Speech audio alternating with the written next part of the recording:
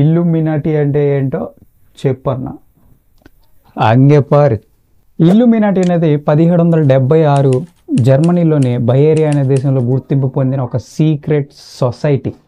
దీని ముఖ్య ఉద్దేశం ఎన్లైట్మెంట్ని ప్రమోట్ చేయడమే, లైక్ సెక్యులరిజం అండ్ మూఢనమ్మకాలకు వ్యతిరేకంగా పోరాటం చేయడం లాంటివి.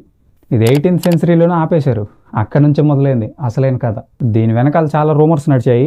ఈ ఇల్లుమినాటీస్కి ఆత్మార్పణ చేస్తే ఫేమస్ అవ్వచ్చని, అలా చేసి వచ్చిన వాళ్ళల్లో Salman Khan, Akshay Khan and popular singers ఉన్నారని చెప్పి గట్టిగా వినపడేది.